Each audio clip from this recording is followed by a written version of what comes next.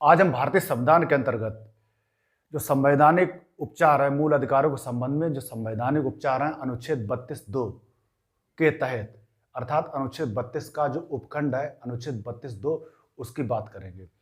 अनुच्छेद 32(2) के अंतर्गत मूल अधिकारों के संरक्षण के लिए 5 प्रकार की रिटें जारी की जाती हैं संबंधित न्यायालय द्वारा, और इन रिटों को जारी करने की संकल्पना है वो संभवतः इंग्लैंड की न्याय प्रणाली से ली गई है। और ये रिटें हैं जैसे बंदी प्रत्यक्षीकरण, परमादेश प्रतिषेध, अधिकार परीक्षा और उत्प्रेषण। इसमें सबसे पहले बंदी प्रत्यक्षीकरण के बारे में बात करते हैं। बंदी प्रत्यक्षीकरण लैटिन भाषा के शब्द हेबियस कार्पस का हिंदी रूपांतरण है, अर्थात हेबियस कार्पस का अर्थ है शरीर को प्रस्तुत करना या व्यक्ति को सशरीर सहित उपस्थित करना। इसके अंतर्गत यह रिट या आदेश के रूप में यह रिट प्रयुक्त की जाती है यदि किसी व्यक्ति ने किसी अन्य व्यक्ति को बंदी बना रखा है तो न्यायालय उस व्यक्ति को, अर्थात बंदी व्यक्ति को न्यायालय के समक्ष उपस्थित करने का आदेश दे सकता है। और इस आदेश देने के संदर्भ में न्यायालय यह जांच करेगा कि बंदी बनाए हुए व्यक्ति या बंदी बनाए गए व्यक्ति को बंदी बनाने के पर्याप्त कानूनी आधार हैं कि नहीं है।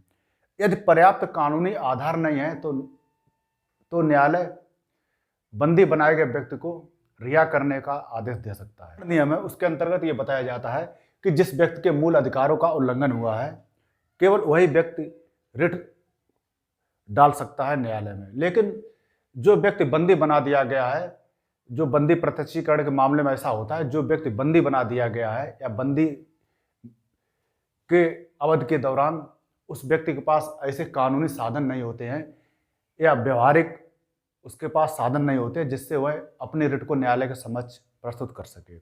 ऐसी स्थिति में न्यायालय व्यक्ति की मदद करता है। अगर इसके अपवाद की बात की जाए कि जो बंदी प्रत्यक्षीकरण की रिट है वो किन मामलों में नहीं दी जा सकती है।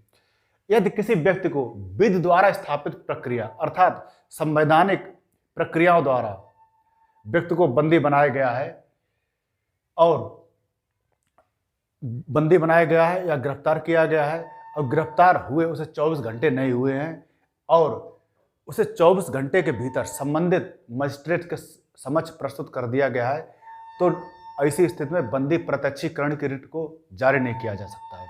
इसके बाद बात आती है यदि किसी व्यक्ति को विधि द्वारा स्थापित प्रक्रिया के अंतर्गत अभियुक्त या दोष सिद्ध कर दिया गया है न्यायालय द्वारा और साथ ही साथ उसे न्यायिक अभिरक्षा में रखा गया है और या कारावास में रखा गया है तो ऐसी स्थिति में बंदी प्रत्यक्षीकरण की रिट को जारी नहीं किया जा सकता है।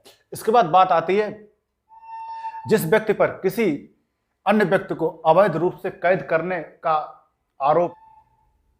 इसके बाद जो सेना न्यायालय होते हैं अर्थात मिलिट्री कोर्ट, उनके आदेशों पर सामान्यतः रिट को जारी नहीं किया जाता है।